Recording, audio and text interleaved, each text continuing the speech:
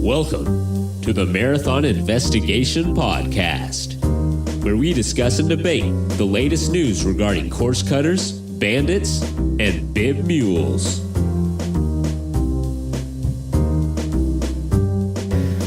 Welcome to the Marathon Investigation Podcast. This is Derek Murphy along with co-host Scott Coomer. Say hello, Scott. Hey, everybody. All right, tonight we've got Davy Crockett. Davy Crockett is a legendary ultra runner. He'll correct me on the number. I know he has over 100-mile finishes. Last I looked on his website, I think he probably has more than that now. And also, I tried. I failed that one a week ago. Are you still at 100? Or is it more? Yeah, still at 100. Okay, yeah, great. And also, Davey has a great podcast. Make sure I get the title right. I haven't had it pulled up here. It's the history of ultra running. Is that right, Davey? Yeah, Ultra Running History Podcast. Yeah, definitely recommend that, and we'll link that on the notes for this, and we'll definitely be sure to give that a listen. It's very, very good. And we have Davey on tonight. Again, in the news recently, was Kelly Agnew. Kelly Agnew, about a year ago, January of last year, he was disqualified and got a lot of coverage for his disqualification for hiding out in the porta-potty at the Across the Years. And that kind of led to a snowball effect of many more disqualifications. Davey knew Kelly. He was friends with Kelly. And so we're just going to turn it over to Davey and kind of let him tell a story from the beginning, from when he first suspected something was going on there to throughout, and we'll interrupt him as we need to, but I'm going to kind of let Davey tell a story about his experience with Kelly Agnew. Take it away. All right. Yeah, it was about a 3-year experience before he was caught, and I guess the question is, why am I even talking about this?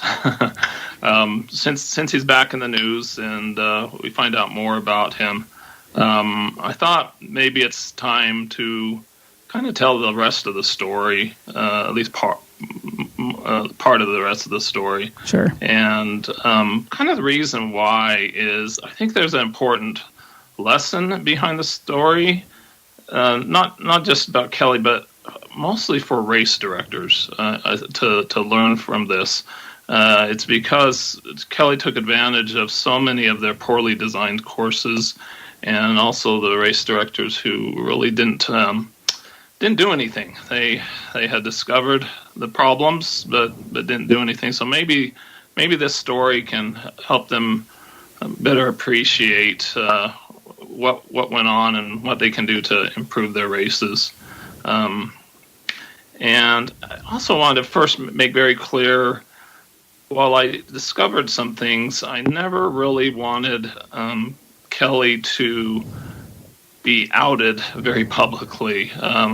My desire was that he would stop doing what he was doing, or just go away, and I'll explain that more. But he didn't. No. So I discovered Kelly's cheating about 3 years before he was caught, and I'll explain why it took so long. Some people have wondered, did I just let it go? Was I doing nothing? But actually I was doing an awful lot behind the scenes. It just tore me apart, really, for 3 years, because I ran with him in many races, and I'm a very competitive person, and I watch my competition very, very carefully. And in reality, Kelly was probably about my speed and capabilities, maybe even a little slower. So we did run a lot together. And all this kind of started around 2012. He moved to Utah, and as you look through his race results, some anomalies started happening around 2011 and 2012, and we've heard stories about people witnessing things in 2011, 2012, but he really got and started the 100-milers, the real long stuff, in 2012, when he, out of nowhere, did an 18-hour Rocky Raccoon finish. And I finished it near 20 hours when I was at my peak, so I know how hard that is. And he was doing just kind of pedestrian, pretty good 50-milers, but all of a sudden he did this outrageous, very, very good finish. And then just a few months later, he actually was disqualified from Vermont 100. We have learned after the fact, but very quietly. They didn't let anybody know.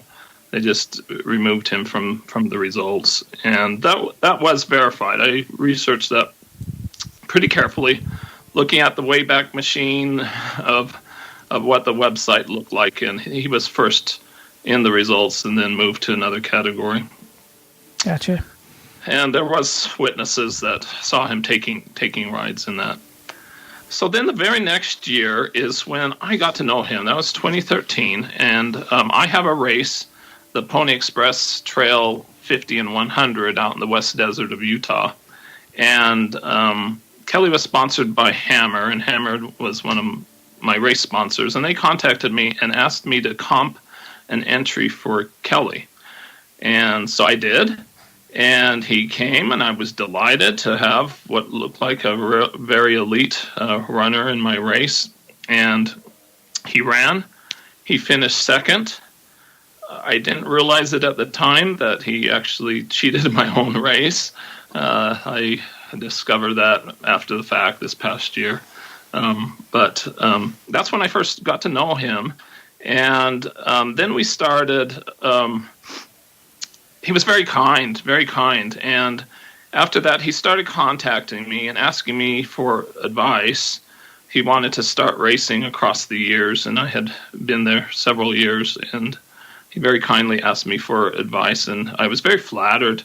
But I didn't know that this was kind of his strategy with race directors. What we learned is he developed very close friendships with race directors.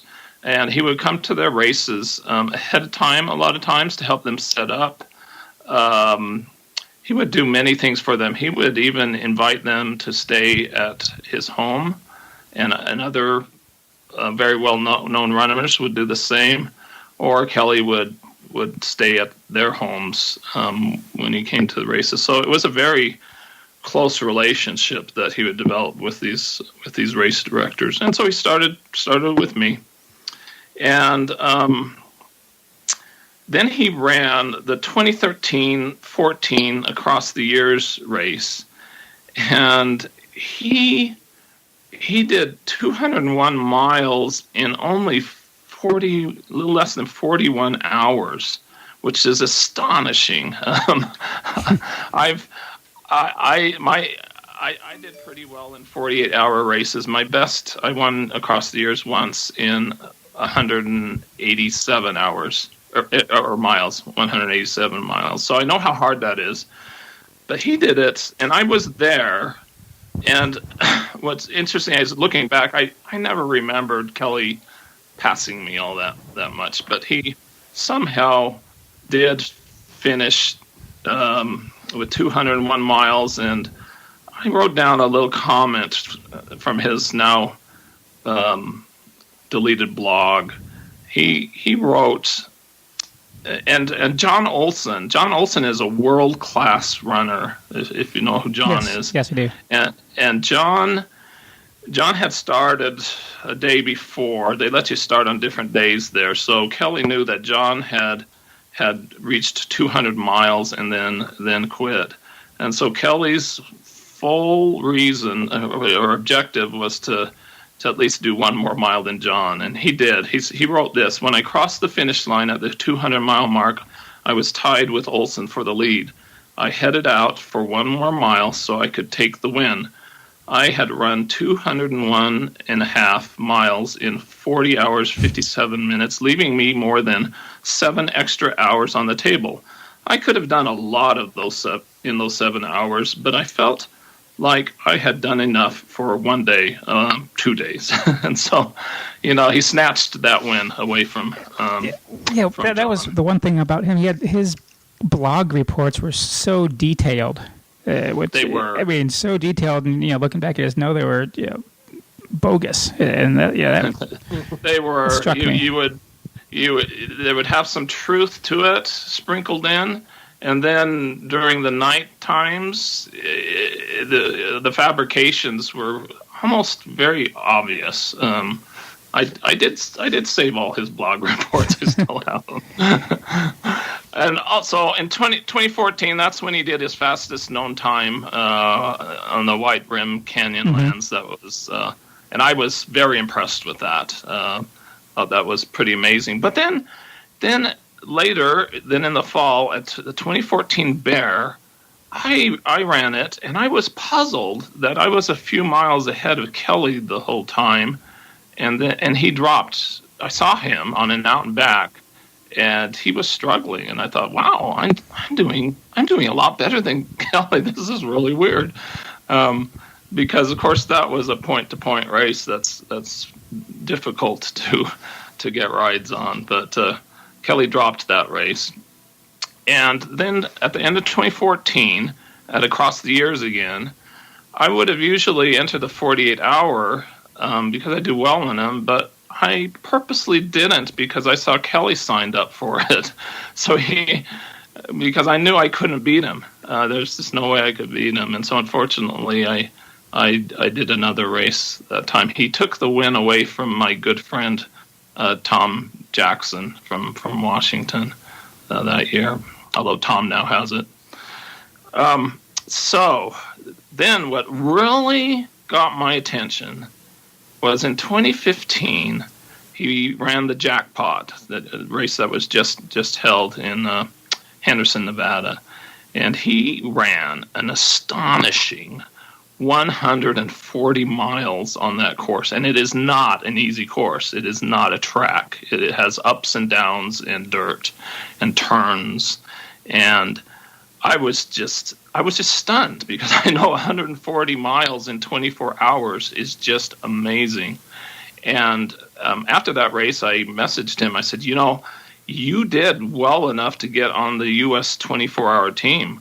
Why don't you go run a track race like Desert Solstice and really do amazing stuff? And I was just puzzled why he didn't react to that. He didn't say, yeah, I should do that. He didn't, except he put in his race report that his effort was good enough to get on the team. Yeah. So at this point, you knew about the disqualification. No, I knew nothing. So you know of no disqualifications at this point. I do. So all the things that I learned now is after the fact. I'm still thinking this is an amazing runner. He is just amazing. And so then we met at the Pickled Feet race in Idaho, which is now called Pulse, and we ran some together, and our friendship grew. I was flattered that he was paying attention to me, and he finished again in a 24 hours, a staggering 130 miles. I did a 48 race and did 161. But again, puzzling, I didn't see him pass me all that much. I couldn't remember it, but I didn't put two and two together yet. But the next race is when it hit me, is in 2015. There was a Monument Valley 100. I think they've only held the 100 there that one year. And the race started. He went out quick, and I said, I'm going to hang with him. And so the two of us ran the first 3 or 4 miles together in the leading the whole race. And I was then first puzzled that it looked like Kelly was having trouble keeping up with me. And he actually made some excuse to make a pit stop and then I didn't see him at all until the evening, and it was about mile 60. We were on a out and back, and this was a very rugged out and back. I was coming back. I had already climbed over 1,000 very rugged, rocky miles up to the top of what's called Mitchell Mesa, and then had to do a 1 mile out and back on the top of that, and then come down. And once I came down, there was a water station there, and Kelly was there. So he was about 4 miles behind me, and still had to do this very, very rugged out back. So I continued on. I only had 3 miles to the aid station, and I did those in about 10-minute miles. And when I got there, I made a potty break. No joke intended there. And when I came out, went back to the fire, and his wife told me that Kelly had arrived and had gone on. And my reaction was, he didn't do the out and back. He cut it. And she said, nah, he would never do that. But through my head, I figured it out that I did 3 miles in 40 minutes, and then he had to do that rugged out and back, about a total of 7 miles in 45 minutes. And so I figured in my head he would have had to do 6.5-minute miles to catch up on just terrible rugged stuff. And so I knew he cut it. And a friend who's a mutual friend of both of us remembers he was at that fire too. He saw the look of my face and just the shock that went through me, that to discover that Kelly had cut off so many miles and gone ahead. I couldn't believe it. He had told me that he had taken a wrong turn early in the race for a couple miles, and so I justified in my mind that, well, maybe he justified cheating there just to make up some miles, but it just bothered me for the rest of the race. That's about all I could think of. It kind of ruined my race. I finished fourth, and he finished fourth, and I finished fifth. And after the race, I went to the race director, Matt Gunn, and sat down with him. I told him, I saw people not doing that complete out and back. That's probably a problem with your course. You need to look at that better. We were supposed to punch our bibs. And sure enough, after the race, went home and read Kelly's race report. He specifically put in his report that he had run the out and back and punched his bib. And I think that was for me to see, is because he knew I suspected, and I'm sure his wife Jo told him. And so that was 2015, and so I kind of put it out of my mind. And then again at the end of the year, he won across the years 48 for the third time in a row, and going 171 miles for the win. And I ran it that year and was third with 151. And then back in 2016 at Jackpot, he ran the 24, I ran the 100. And he would typically go out fast and lap me in the first 20 miles, but then I would start catching up. And but at this race, it was kind of wild. As I was catching up, I saw him just hanging around at the start, and I said, "Oh wow, I unlapped myself," and I offered him help. He said his stomach was having trouble, and I offered my help. So I went on. I go, oh, great, I'm on the same lap as him. And then a few laps later, again, I saw him just hanging around at the start, and we talked a bit. I said, oh, wow, I'm leading him now, even though we weren't really in the same race, but I was ahead of him. But I checked the standings, and it turns out, no, I was behind him. And I go, oh, this can't be right.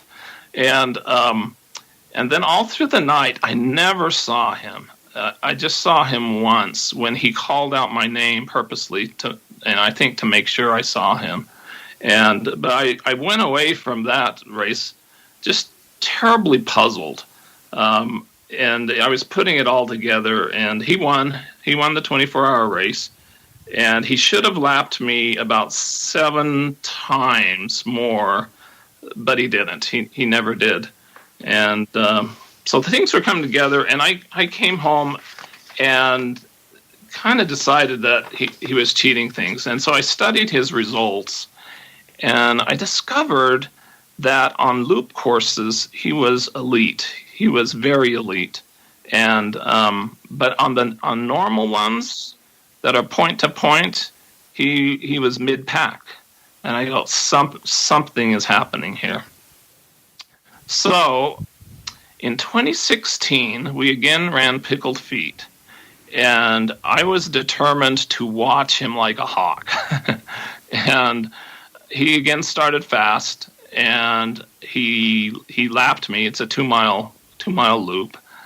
But again, then I start, as you start getting towards the 50K mark, I usually start catching up with him. And I saw him I finally caught up to him on the loop, and he said he had feet problems.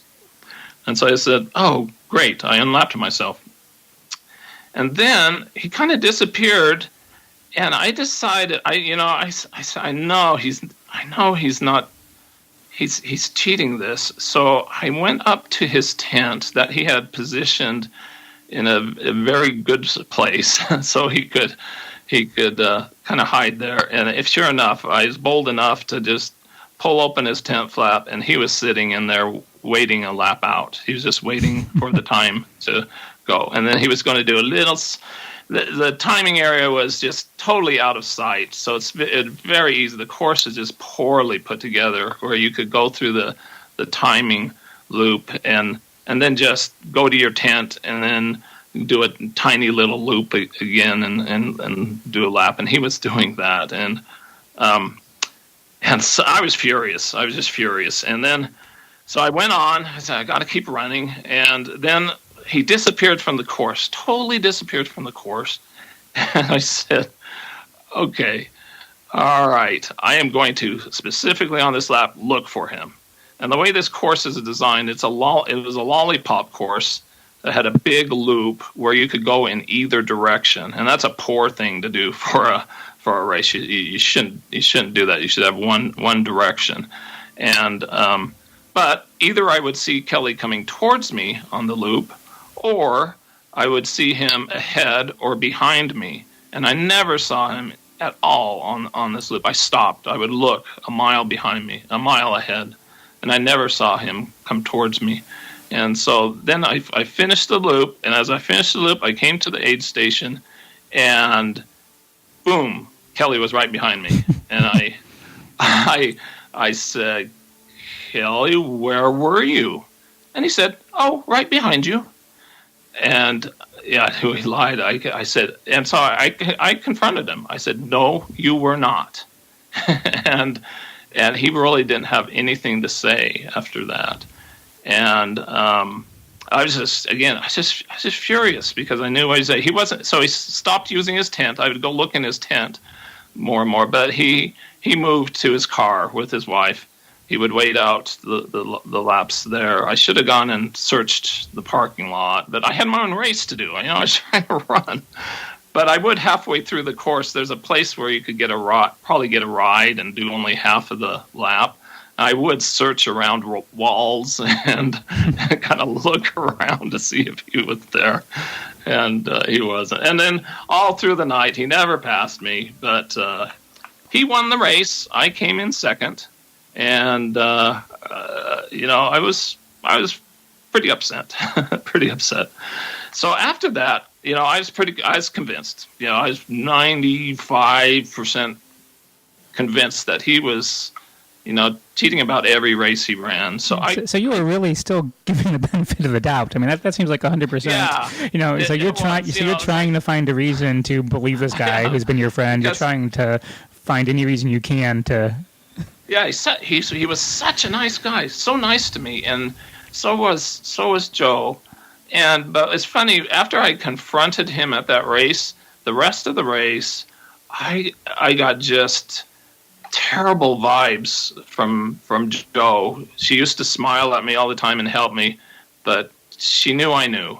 Yeah, and then obviously she knew. I know in some of the articles people said, "Oh, what would his wife think?" Well, she had to have, she was involved. She was very unfriendly to me the rest of the race. They didn't speak to me, and he should have lapped me many times, but he didn't. And so what I did when I went home, so I was pretty convinced. I decided I would contact Jamil from across the years, the race director, and I sent him an email and said, "Could you check your back mat data?" And I have somebody I think is cheating, and he sent back a note saying, "I'd be happy to. I'll keep this totally confidential." And I said, let me think about it some more. What I was worried about, I couldn't accuse him publicly. There's no way. I mean, it'd be my word against an elite popular runner. And I didn't know Jamil that well yet. And so I was worried, well, what if he told somebody that I was suspecting and accusing somebody? So I later told him, no, don't bother checking. I'll let you know.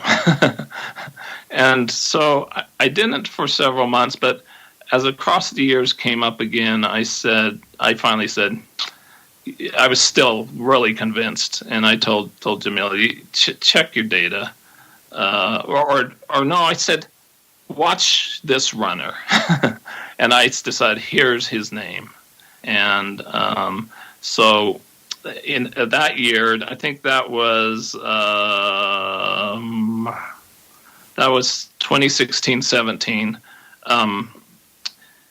Kelly ran on a different day. I already went home and I finished my race and went home, so I wasn't there to watch Kelly. But Jamil know that he wanted to do, but he didn't have the staff that he did today, so he was very, very busy. And but he did walk backwards one lap when Kelly was running, and he let me know that he should have seen Kelly 2 times, but he only saw him once. And he said, yeah, there were some anomalies, but he really didn't take it further that year. And so that was frustrating to me. Oh, okay, darn it, he's going to keep going. And so in 2017, I went to Jackpot again. Kelly was running there again too.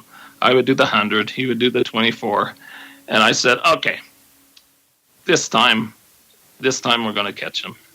And I brought my son was attending a medical school down there, and I had my son come, and I gave him instructions to that he would be watching Kelly after he finished every lap, and he couldn't come until the afternoon. So in the morning, it's kind of interesting.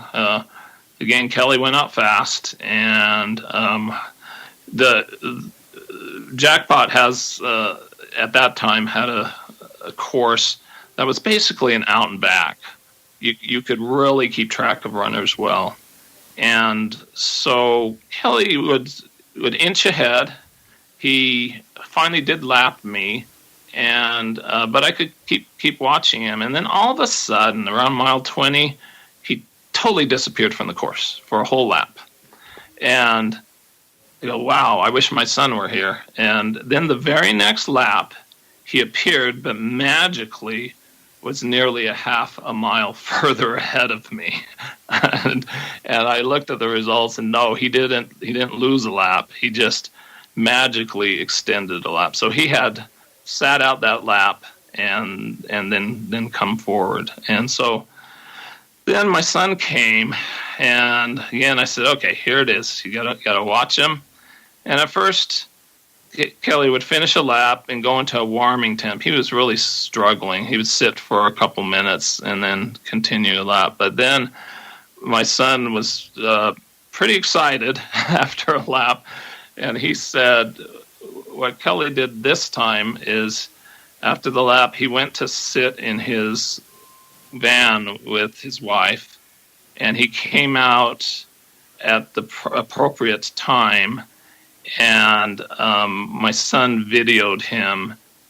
They very carefully went near the timing area, and it wasn't a mat. It was I don't know what it was. It detects your bib, and he covered his bib up. And my son took a video of it, and he showed me the video after it. And I still have that. And then he went back to his car and waited another lap. I told my son, we need a better video. Let's get another one. I wanted to show it to the race director, but it was okay, but I really wanted a convincing one. And so I ran another lap, and when I finished that, he said, well, yeah, Kelly came back out, but he quit the race, which is very unusual. And basically, I think he saw what we were doing. He knew it was caught. The jig was up. Yeah. So that was very disappointing. Because I really wanted some good evidence, because I couldn't tell anybody without evidence. I could report to a race director and say, here's what I saw, but it's still your word against his. And so I had some evidence, and so I did let the race director know after the race.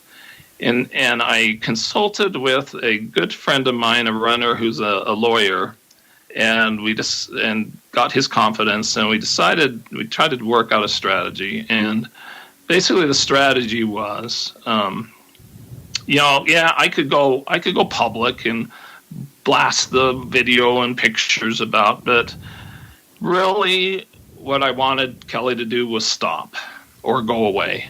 And so that was the strategy, to stop or go away. And so what I did is, for every race Kelly entered, I contacted the race directors, and I warned them. I let them know who it was. When I contacted Pickled Feet, which is now called Pulse, the race director said, before I told the name, she said, I think I know who it is. We've already got complaints. And sure enough.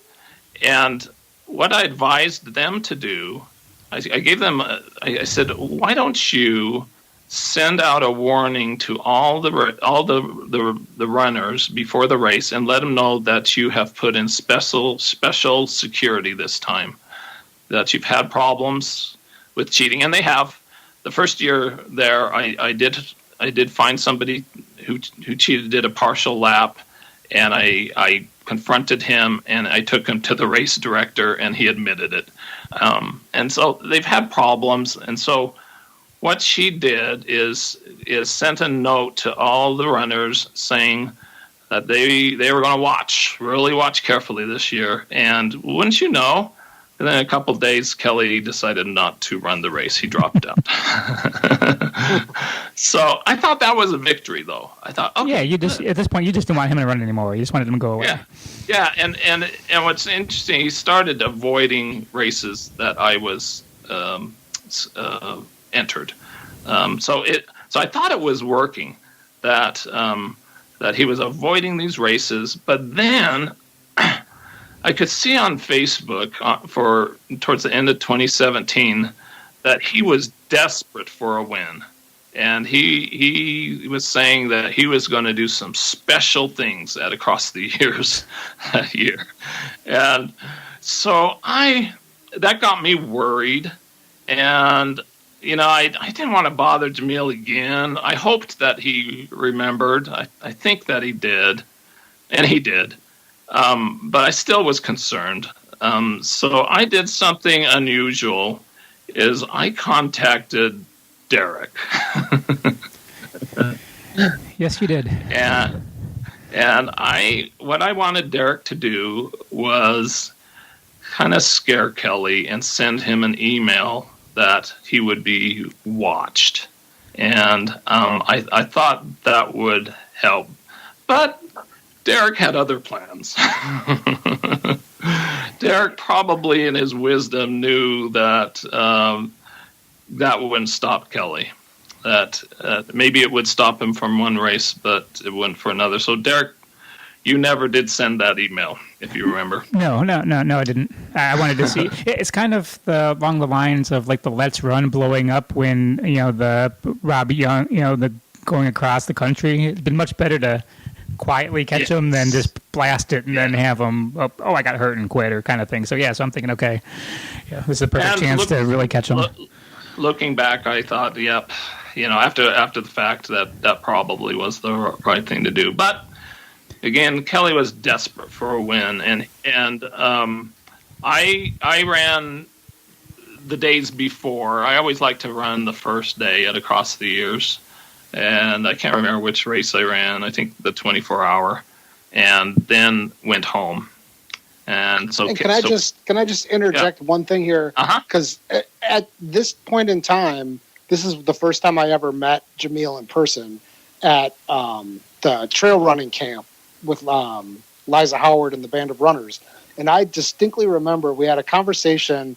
It was me and him and Joe Presitis and a few other people. And he had said that he knows of a cheater and he just hadn't figured out how he was going to catch him. And I'm pretty sure that that's what he was talking about. Yes. In fact, I remember before Across the Years, the race, he did let me know about his timer, Mike Melton, and he had mentioned that they had already had caught somebody at another race, so he was ready, and he knew he told Mike, this is the runner to watch, and and Mike is probably the best in the business. I've met Mike and I talked to him afterwards. I met him at the backyard this year finally, so I think Mike would be the guy to catch somebody.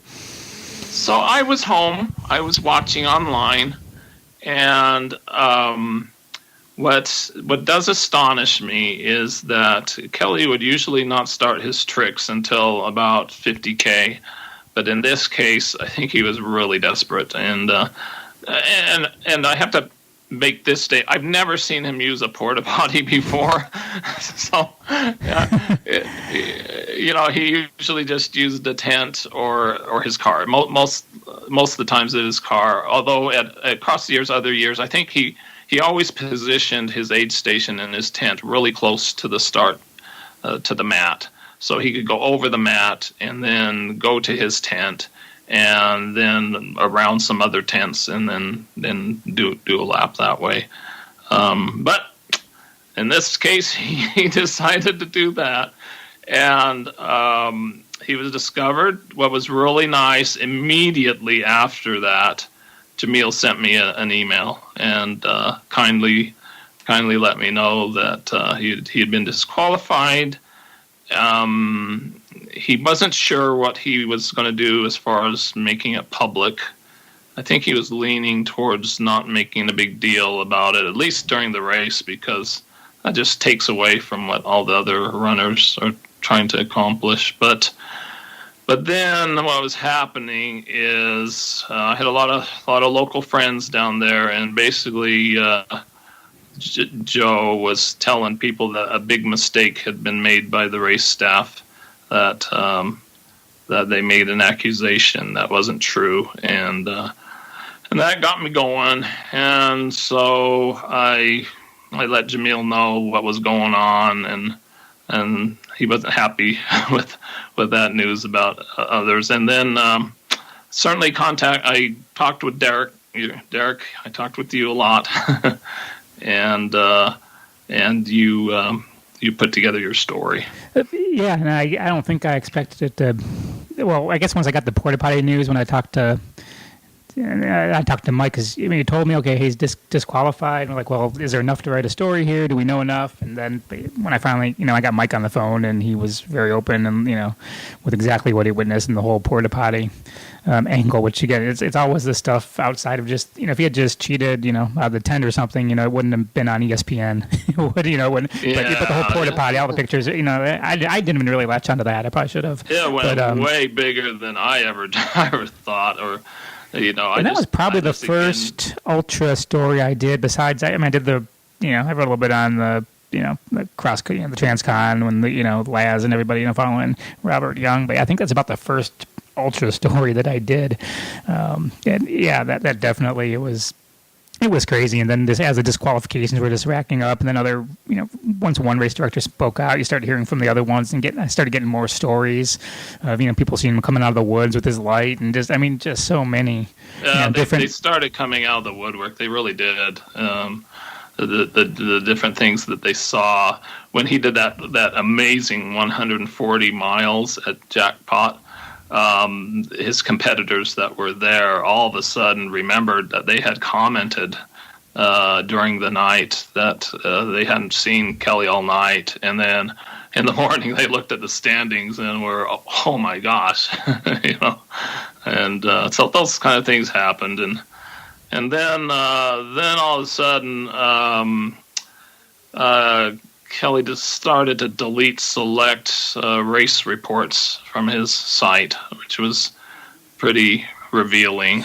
Yeah, I remember going through it. He deleted this one and this one. So ones that we didn't know for sure, it's like, okay, if he deleted it, we believe it's fake. Yeah, so I still had copies of those, so I went and read them carefully. I mean, and you found his Boston qualifier where his times didn't add up. That was pretty amazing. And then when I looked at his Leadville reports really carefully, I noticed he missed lots of aid stations. There was no times recorded, even though the people he was supposedly running with, their times were recorded. And then I looked at his race reports, and when he was coming back from Winfield over to Twin Lakes, he talked about that back, and then he inserted pictures of it.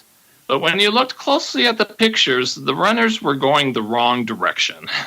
So those pictures were actually taken when he was heading toward Winfield, the turnaround. And when he came back, he took a ride. He took a ride. And so there were a lot of those. So that's kind of what happened. It bothered me for those 3 years. My tactic was I couldn't publicly accuse them, but kind of behind the scenes, I worked with these race directors, warned them. I worked with the Jackpot one, Pulse, and across the years, and I just hoped that maybe one of them would catch him, and then this all would stop. So that was kind of what my role was.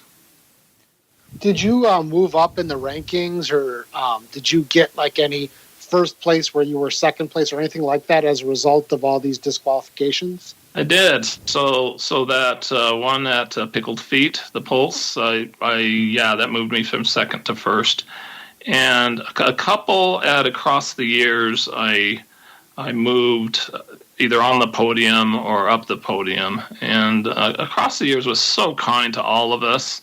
They made sure the trophies were shuttled around to the right person. Of course, they never got Kelly's trophies back, but they made new ones, and they made sure those got shuttled around. And they even offered us a free entry into this past year's race, which I did take advantage of. So just really kind what they did. Do you have any? Can you speculate as to why? We all, there are some people in Utah that were very close friends that might know, but I never heard from him. We of course never heard reasons. He of course had sponsors, and Hammer very quickly was very serious about this and let him go. Oh, yeah, I heard from them immediately. They're like, hey, can you, he's got our shirt. I mean, almost everything he had there's gear on. So he's like, can you not have the picture of him with the Hammer gear? So they called me and said, hey, we're disassociating with him, but can you find a different picture to use for your title picture, because we don't want him out there with our brand. Yeah, I think he loved the accolations, loved the friendships, loved the attention, liked the sponsorships. He traveled a lot. I don't know how many races he got free entries into. Probably an awful lot. Like I was contacted and gave him one. So that probably was very common. It was probably just a real fun life he was taking place of. Yeah, and if he wasn't getting the free entries, he was probably covering that through his other activities that we just learned about. That was overlapping in the time, or that he's been accused of. We didn't really touch on that here, but he's been charged with multiple counts of theft for falsifying expenses, faking receipts through his employer, and it was really pretty well overlapped with when he's been when this was going on, and up through I guess 20 through last year. Yeah, it's just almost like two lives, It's just sad, and he did move away fairly quickly. I guess the recent article said once they were looking into his activities that he then moved to Florida. But that's kind of been the pattern with him. When he lived in northern Utah, I don't have details, but I know people weren't pleased with him up there in the running community, and then he moved, about an hour south in 2012 to perhaps get away from that, and so that's kind of been his pattern.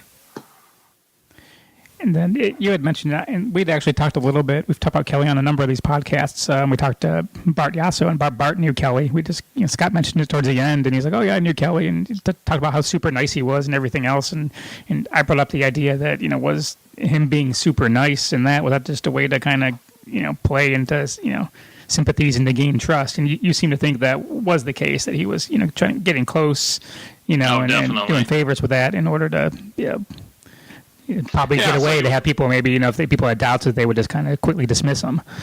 That's correct. Yeah, and you could see throughout the year on his Facebook just how he was really doing a lot of things with some of these race directors and friends, and I mean he was being very nice. I mean he volunteered at a lot of races in Utah that he didn't run, and did a lot of nice things. Yeah, to me, and I said in my most recent article that I wrote just last week, and I said it before. It's like I read about a lot of people who cheat in order to get into Boston, and they're going to be bumping somebody out if they get in, but it's kind of it's faceless. In this case, you're doing loops. I mean, you're friends with these people. You're talking. You're passing them. Well, you should be passing them multiple times. I just find that goes to a different level. Mentally, it's I don't see how you put the the victim out of your mind in that case when you're doing loose. I mean, and it's just so sad. Not just for me. I mean, I would work really hard through the year to do well at Across the Years or some of these others I ran with them, and looking back, it's disappointing that you don't meet your goals because somebody cheated, and I know he did that to a lot of people. Oh, and, I mean, it wasn't. Yeah, I mean, he was cheating for first place. And how many? Yeah. He would a lot of times just do one more mile ahead of somebody who legitimately won to snatch it away. I guess the big thing that I hope people understand is race directors. I hope, and that's really over those 3 years when I thought over and over about this, it disturbed me about courses that are so easily cheated. And I think Kelly sought those type of courses out. And there's things that when you design a course or you put things together, you should kind of think the worst and put in some precautions, put in some security. My own race, I have problems with. It's on the Pony Express Trail, and it is a out with some back, and it uses crew cars instead of aid stations, kind of like Badwater. And so the problem is, and Kelly did this, is when nobody's looking, you can have your crew give you a ride. And even this past year, during the night, there was a runner. We have just one hill in a race. It is 1,000 feet, and coming back at about mile 80, a runner with his crew. His crew convinced him to take a ride going down the steepest hill for about a half mile because he was really sore. But they didn't know that one of my staff was at the top of the pass watching. And so we did, my staff did go down, talk to him, and he explained, and I think for him it was a one-time deal. I think, you get to mile 80, and sometimes your mind goes to mush, and your conscience kind of goes out the window. But I know in my race that has happened several times, and so this next year I'm going to take more precautions. We're going to have staff out at night watching more, unfortunately. But those are some of the things that I think race directors now just kind of have to do if they want integrity for results. If it's just a fun run, who cares? But if you're going to make it a true race with integrity, you got to take some precautions and look at your courses. Can they be cut easily? And they can. I mean, Rocky Raccoon for years. There are ways people could have cut that thing, but they're taking. I've seen a lot of. The Rocky Raccoon comes up a lot. I've been aware of a lot of supposed cases relating to that race. I think they're taking better precautions. And of course, they caught somebody a year ago. But that was big. Parvena, she a few years back, she was disqualified from Parvena Moedi, who's I've written about a number of times. And then the other thing for race directors is, yes, you can quietly disqualify somebody. And I guess it depends on if I were a race director, I'd talk to the person and figure out, is this a one-time deal? What were the circumstances? Should I make this public or not? Or is this worth being a little quiet about? You hate to ruin somebody's life by making it very public. But on the other hand, if you sweep it under the rug like Vermont did in 2012, it doesn't solve anything for these serial cheaters. The serial cheaters are a special breed. See, and these are both things that as a first-year race director that I didn't, we discussed it in our courses. For the 100, it's out, back, and out again, but for everything else, it's just out and back. And in discussing where we're going to put the mats and stuff like that. Yeah. That came up, and we're like, you know what? We got to have a mat at the turnaround, even though it's stupid. I'd rather just put a cone there. But, we thought about that. And then the other thing we thought about is what we're going to say to people before the race in terms of if your chip doesn't work, if you forget to put your chip on, if you take it off and you forget, it's your problem, it's your fault, you're disqualified. You got to go over those timing mats or else you're out, And I would have never thought about those things if it weren't for discussing cheaters. Yeah, and what Kelly first tried to do when he got caught, they tried to tell people that he accidentally missed the back mats, but I was the runner there. There's no way you could accidentally miss them. You would have to run off course around some RVs to miss it. So that just doesn't add up. My favorite excuse is in the marathoning world, the woman who told me that she was told she has a pacemaker, and she was told by her doctor to avoid timing mats, and so she would go around them. You've got to be kidding me. But you can do the start-finish one where there's mats and towers, but you just don't do the intermediate ones.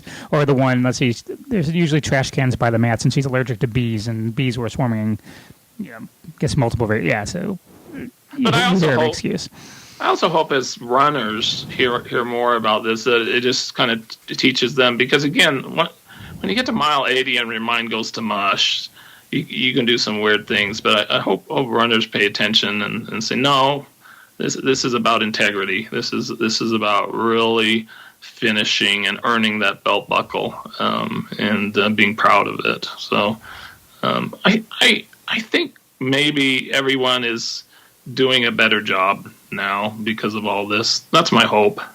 Yeah, I mean, no one wants a race to be written about, for as far as race directors, and so it's, and they're more aware. I think people just always thought, it's ultra, it's, no one's cheating in that, it's all a big community, and you kind of find out that there's, you're going to get that in it's nothing against the ultra community, but, you're going to get people who take advantage.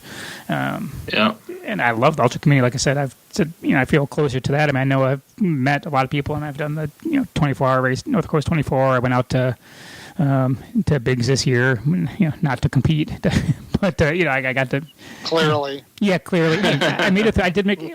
When you run on roads and think, okay, I could do 15-minute miles all day long, and then you go onto a trail when you haven't run a trail ever, and it rained the night before, and it was a little bit, so it was a bad. It wasn't I wasn't set up for success, but I was glad I did finish one loop. So I was not in last. So there was somebody who timed out on that first loop. So I wasn't. Although everyone was in DNF there except for the winner, so I guess we all tied for last. So I tied with Courtney for DNF. So, and I think I'm actually going to do. I've talked to. I think I'm going to do a race for the ages this year because I'm 48. So then it's perfect. You get an hour for every year you are. So I'm like, that's a perfect You're just way. A youngster. That's a perfect way to do a 48 hour. Then, and plus I can't get Laz to use technology and to Skype me for a podcast. So I figure if I go to him, if I go to him, I'll get an interview. Well, I've hit 60, and it's a lot harder now. So the old bones stop working as much. I've slowed down a lot. Yeah, hopefully I'm getting quicker this year. I was on a good run streak to start the beginning of the year. Then I got off of that last week when I was dealing with all kinds of heck. I couldn't motivate myself to get out, but I'll get back to it. So hopefully I'll be faster this year in all my races. So again, Davey, tell everybody where they can find your podcast. I'm not sure if you're still blogging as much, but anything you want. My blog. I do have a blog too that I usually put my race reports, but unfortunately, because of my injury this past year, I just haven't run as many races or adventures. But so that gives me a lot of time to write and research, and so I now have a podcast and a site where I put very detailed articles, and that's at ultrarunningshistory.com. And so you can find my podcast, Ultra Running History Podcasts, in all the usual places, iTunes, Google Play, other places, everywhere where you usually find them. And I usually put them out every couple weeks. My last one was about 1,000-mile races that were held in the 1800s that were just fascinating to me. So I like learning about them. All right, very good. Well, Davey, I appreciate you sharing the story. It's fascinating. Yeah, in a way, it brings me some closure too. Because, like I say, for 3 years, I was just totally bothered and stumped, and so kind of letting people know what the rest of the story is helps me a little bit. All right. Well, thank you again very much, and maybe we'll hear you. Maybe Scott will get you on his, and you can talk a little bit about ultra history and whatnot. I think that'd be fascinating too.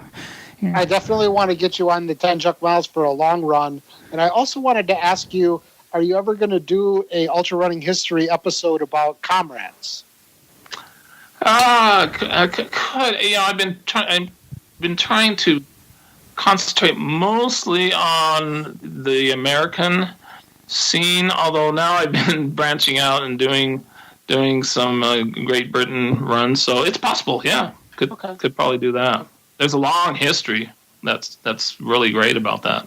Yeah, I'm going back for the third time this year. And, wow! It's a really, really special race, and there's so much history. It's just interesting, especially with the apartheid and all that. I mean, there's just so much there.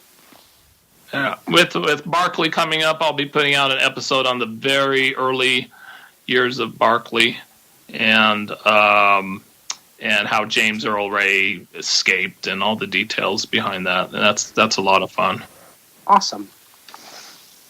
All right, that's how we look forward to that, and thank you very much. Okay. All right. Yeah, let's. What do you got? So you got Badger Trail races.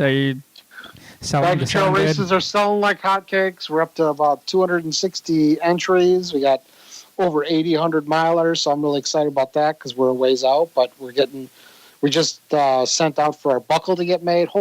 Buckles are expensive. Are you kidding me? That's like the most expensive thing that we're actually going to have. I mean, crazy. So you order the buckle. So how many, how many buckles do you order? And is it going to be specific to the year? Or are you going to kind of cover yourself? And no, it's not specific to the year, but it's so like one of the things I said going into this is I want an awesome buckle. I don't care. I want an awesome buckle. So, what we have is they sent us samples of buckles, and then we pick the one that is kind of like in the wheelhouse that we like. So, like, I liked a certain style, but I wanted a different shape.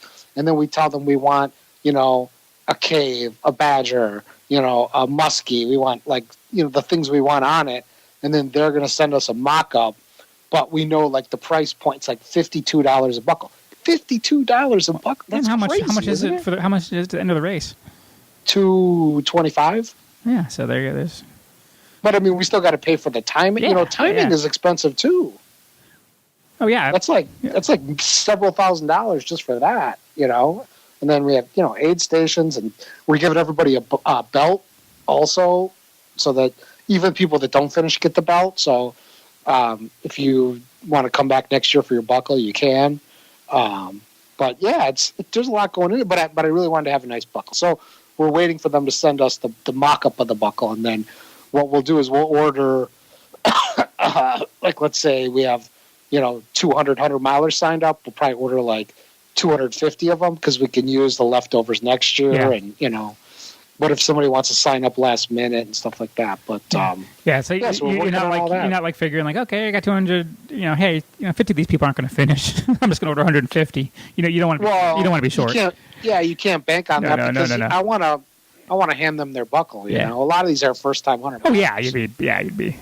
If I know if I decided to enter it and got and I'd probably would be about the last finisher. And if you're out of buckles, I would have been pretty pissed at you. And I would have written another article, and it would not have been satire. And that's probably only a year one issue anyway, because let's say that we ordered 250 and only 150 finish, then and then next year we could order exactly as many as we have, and we'll have leftovers. Right. And, it'll work out well. So yeah, I'm working on all that, and podcast is cranking. I just did Lisa Smith Batchin, who's awesome. I have a gang show coming out today or tomorrow, where with Speedster. Todd Kleist, really good show. We had a lot of fun. Everybody had a little too much to drink. And that's about it. I'm doing a lot of recording. I got Shalini Kovac, who's the RD of the Shawnee Hills 100. She's coming in this weekend. I'm doing a long run with her and a gang show with her. I'm doing Jamila. I'm doing Rob Sturger from Training from Ultra. And I have a podcast with a couple of people from Arterix coming up. They're coming to the house to record. So we got a lot of shows coming out. Cool. And then, I'm sure you guys will talk about the situation as well regarding Latoya and the article. I sent it to everybody. I'm sure there'll be some thoughts. I'll bring it up late in the show when everybody's pretty drunk, because that's when usually you get a lot of real good opinions, Yes. All right. Well, very good. Well, hey, go to the 10 Miles podcast, Marathon Investigation. Go to Patreon. I haven't been pushing that much, but please do go to patreon.com/Marathon Investigation. Throw a couple bucks. Get them. Just please throw a couple bucks up. Please. I'm not begging. But again, thank you for listening, and we'll try to keep these going about every week or so. I think these episodes were... I think they're getting better, and everyone seems to be enjoying it. So as long as you enjoy it, we'll keep doing it. All right. Have a good night. Thank you for listening to the Marathon Investigation Podcast. Have a questionable result to report?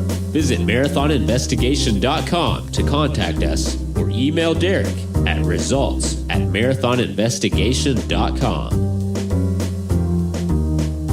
Another case closed for the Marathon's silent guardian.